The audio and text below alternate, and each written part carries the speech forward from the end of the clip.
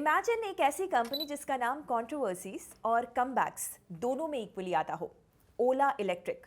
Losses अभी भी हो रहे हैं लेकिन मार्जिन्स इंप्रूव हो रहे हैं और स्टॉक रैली भी करने लग गया है। तो क्या ओला का वर्स्ट फेज फाइनली ओवर है? दूसरी कहानी एक 10,000 करोड़ रुपीस के आईपीओ की है। ICICI prudential AMC. ना कोई नए फंड्स रेज हो रहे हैं, ना कोई फ्लैशी अनाउंसमेंट हुआ है, फिर भी इस आईपीओ की टाइमिंग और स्ट्रक्चर काफी इंटरेस्टिंग है। क्यों? क्योंकि there is more to the story than meets the eye. और तीसरी कहानी एक इनकमिंग रेगुलेशन की वार्निंग है। हॉस्पिटल्स और इंश्योरेंस कंपनीज के बीच जो प्राइसिंग को लेकर टसल चल रहा है, अब उसमें गवर्नमेंट भी इंटरवीन करने वाला है। क्या आपको फाइनली हॉस्पिटल बिल्स से रिलीफ मिलेगा? एंड मोर इंपॉर्टेंटली, क्या इतना काफी है? हाय, मैं हूं गौरी एंड ये है markets today. Let's get into each story one by one because answers मिलेंगे but only if you stay till the end. Ola electric एक ऐसी कंपनी है जिसका नाम आए दिन किसी ना किसी हेडलाइन में आता है, कभी किसी अचीवमेंट के लिए तो कभी किसी कंट्रोवर्सी के चक्कर में। और मंडे को फिर से ऐसा ही कुछ हुआ। ओला इलेक्ट्रिक का स्टॉक इंट्राडे 17% से ज़्यादा ऊपर गया और ये उस दिन हुआ जब कंपनी ने Q1 FY26 के रिजल्ट्स में 428 करोड़ रुपीस का लॉस रिपोर्ट किया। लास्ट वीक के क्लोजिंग से ये स्टॉक 11% ऊपर जा चुका है after hitting 7 consecutive weekly losses. चलिए सीधा ब्रेकडाउन करते हैं कि ऐसा हो क्यों रहा है। Q1 FY26 में ओला इलेक्ट्रिक का रेवेन्यू 828 करोड़ रुपीस था। पिछले क्वार्टर से देखा जाए तो ये 35% की ग्रोथ है, लेकिन अगर पिछले साल के सेम क्वार्टर से कंपेयर करें तो लगभग 50% का डिक्लाइन है। तो फिर स्टॉक में रैली क्यों है? इसका रीजन है ओला के ऑटो बिजनेस का एबिटा, जो जून में फाइनली पॉजिटिव हो गया after multiple quarters of losses. तो क्या अब ओला इलेक्ट्रिक का वर्स्ट फेज निकल चुका है? वेल, कुछ नंबर्स तो पॉजिटिव लग रहे हैं। इस क्वार्टर में ओला इलेक्ट्रिक का ऑटो ग्रॉस मार्जिन 25.6% था, जो पिछले साल के सेम क्वार्टर में सिर्फ 13.8% था। इस इंप्रूवमेंट का मेन रीजन है ओला के नए जेन 3 स्कूटर्स, जो परफॉर्मेंस, क्वालिटी और मार्जिन्स तीनों ही टर्म्स में कंपनी के लिए बेटर है। आज की डेट में ओला के 80% रेवेन्यू इन्हीं जेन 3 स्कूटर से आते हैं। कंपनी का कहना है कि आगे जाके इनका ग्रॉस मार्जिन 35 से 40% तक जा सकता है, स्पेशली जब PLI बेनिफिट्स यानी कि गवर्नमेंट की तरफ से मिलने वाले इंसेंटिव्स अप्लाई होने लग जाएंगे। ओला इलेक्ट्रिक एक और इम्पॉर्टेंट काम कर रहा है, अपनी टेक्नोलॉजी और R&D पे फोकस। कंपनी अपनी EVs के लिए रेयर अर्थ फ्री मोटर्स ला रही है। इसका रीजन सिंपल है, रेयर अर्थ मिनरल्स वैसे ही रेयर होते हैं एंड इनका मेजर सप्लाई चाइना के पास है। ग्लोबल जियोपॉलिटिक्स और ट्रेड टेंशंस की वजह से चाइना ने इन मटेरियल्स के एक्सपोर्ट पे काफ़ी कंट्रोल बढ़ा लिया है। इस वजह से ओला का ये इनोवेशन उसकी लॉन्ग टर्म डिपेंडेंसी और रिस्क दोनों को कम करेगा।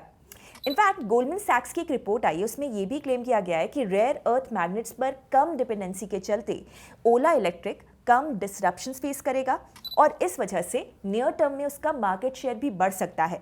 जून 2025 में कंपनी का मार्केट शेयर 19% था। लेकिन कहानी यही खत्म नहीं होती, सब कुछ स्मूथ भी नहीं चल रहा है ओला में। रिसेंटली एक इशू महाराष्ट्र से आया है जहां पर ओला इलेक्ट्रिक के 90% शोरूम्स टेम्परेरीली बंद हो रहे हैं क्योंकि उनके पास रिक्वायर्ड ट्रेड सर्टिफिकेट्स नहीं थे। अब ये कोई छोटी मोटी बात नहीं है क्योंकि महाराष्ट्र ओला के टोटल इंडिया सेल्स का 12% कंट्रीब्यूट करता है और वैसे भी महाराष्ट्र इंडिया का सबसे बड़ा EV स्कूटर मार्केट भी है। ओला के CEO भावेश अग्रवाल ने क्लैरिफिकेशन दिया है कि अभी तक कोई भी ऑफिशियल नोटिस नहीं आया है कंपनी को और उनकी टीम अथॉरिटीज के साथ काम कर रही है। लेकिन इन्वेस्टर्स के लिए ये कंप्लायंस लैब्स थोड़ा कंसर्न देने वाला है। दूसरा इशू है ओला का लीडरशिप चर्न। पिछले कुछ महीनों में कंपनी के कई सीनियर एग्जीक्यूटिव्स ने रिजाइन किया है कि लीडरशिप रोल्स इस समय खाली पड़े हैं या फिर प्रोलॉन्ग्ड एब्सेंस में है। इस वजह से इंटरनल अनसर्टेनिटी और भी बढ़ गई है। इन शॉर्ट, आज के टाइम पे ओला इलेक्ट्रिक एक ट्रांजिशन फेज में है। फाइनेंशियल्स और मार्जिन्स बेटर हो रहे हैं, टेक्नोलॉजी और इनोवेशन का फोकस सही डायरेक्शन में जा रहा है, लेकिन मैनेजमेंट और ऑपरेशनल लेवल पे अभी भी चैलेंजेस हैं जो कि कंपनी को कंसिस्टेंटली सॉल्व करने होंगे। आपके हिसाब से ओला इलेक्ट्रिक का सबसे बड़ा इशू क्या है? While you post your answer, let's move to the other story. Now the second story is about an IPO जो थोड़ा सा unexpected है, but strategic reason काफी interesting है. ICICI Prudential AMC, इंडिया का second largest mutual fund house with 9 lakh crore rupees AUM is going public. और इस IPO में कंपनी ने खुद को 10,000 करोड़ रुपए पे वैल्यू किया है. इतना बड़ा IPO and yet interestingly it's not even raising fresh capital. ये प्योरली एक ऑफर फॉर सेल है जहां पर यूके बेस्ड प्रूडेंशियल अपना 10% स्टेक बेच रहा है. ICICI Pru AMC is super profitable. 2,650 crore rupees का FY25 profit, 75% growth in 2 years और 70 to 80% dividend pay out. Basically it's a cash machine. तो फिर प्रूडेंशियल स्टेक क्यों बेच रहा है? एक रीजन हो सकता है टाइमिंग. मार्केट अभी अपबीट है, फंड इंडस्ट्री बूमिंग है और लिस्टेड AMC स्टॉक्स अपने ऑल टाइम हाइस पे हैं.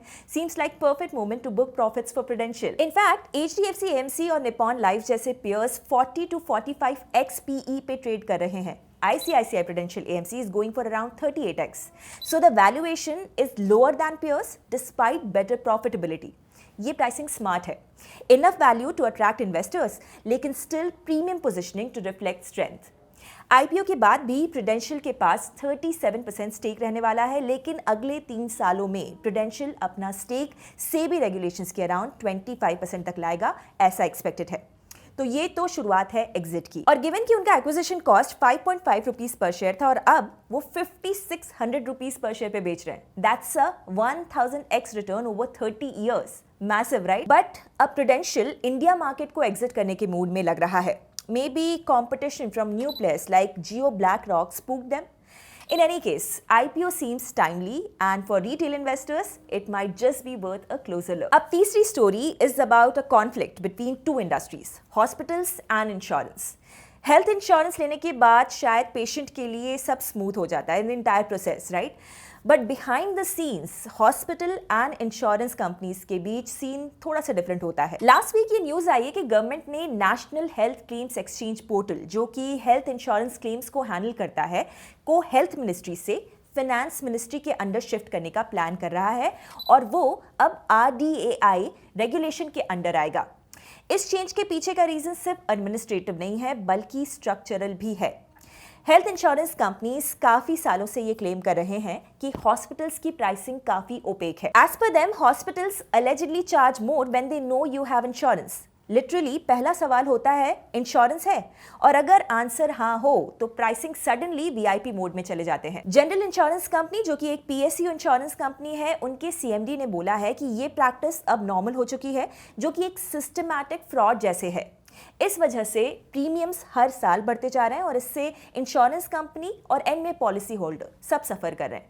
तो अब GIC और IRDAI जो इंश्योरेंस रेगुलेटरी बॉडी है, अब दोनों गवर्नमेंट को सीरियसली रेकमेंड कर रहे हैं कि एक हेल्थ केयर रेगुलेटर बनाया जाए to bring transparency into health care pricing. पर एक सेकेंड, क्या प्राइसिंग कंट्रोल से ही प्रॉब्लम सॉल्व हो जाएगी? नॉट रियली, क्योंकि हेल्थ केयर प्राइसिंग सिर्फ नंबर्स का गेम नहीं है. It is also about outcomes. आप सेम सर्जरी 50,000 रुपीज़ में भी करा सकते हो और 5 लाख रुपए में भी, पर आउटकम क्या होगा ये ट्रांसपेरेंट नहीं होता. तो एक रियल सोल्यूशन तभी पॉसिबल है जब हॉस्पिटल्स अपने रिजल्ट्स को पब्लिश करें, जैसे recovery rate, infection rate, post treatment quality of life etcetera. और अगर ये डेटा पब्लिक हो तो पेशेंट्स इन्फॉर्म डिसीजन ले सकते हैं, just like users rate apps या फिर investors raise complaints through SEBI scores. इस सिस्टम का एक और फायदा होगा, अच्छे हॉस्पिटल्स को रिवॉर्ड मिलेगा और इनएफिशिएंट या अनएथिकल प्रैक्टिसेस वाले ऑटोमेटिकली साइडलाइन हो जाएंगे. प्लस अब जब डिजिटल हेल्थ रिकॉर्ड्स का इंफ्रास्ट्रक्चर पूरी तरीके से ग्रो कर रहा है तो आउटकम ट्रैकिंग टेक्निकली पॉसिबल भी है. थोड़ा कॉस्ट जरूर लगेगा इसमें, लेकिन लॉन्ग टर्म में ये इन्वेस्टमेंट वर्थ होगा. एंड लेट्स बी रियल, जब कंज्यूमर ही सबसे बड़ा वॉच डॉग बन जाए तो सिस्टम को क्लीन होने से कोई भी नहीं रोक सकता. सो हाँ, हॉस्पिटल प्राइस रेगुलेशन में फाइनली बी कमिंग, पर अगर ये सिर्फ प्राइस कैप तक लिमिटेड रहता है तो शायद फर्क कम पड़ेगा. रियल चेंज तभी आएगा जब रेगुलेशन रिजल्ट्स फोकस्ड हो और जहां पर पेशेंट्स के पास रियल चॉइस होगी, not just a fat bill. क्या आप इस बात से अग्री करते हैं? That's a rap. ओला का ट्रांजिशन फेज, ICICI प्रूडेंशियल का स्ट्रेटेजिक एग्जिट और हॉस्पिटल प्राइसिंग का फ्यूचर रेगुलेशन.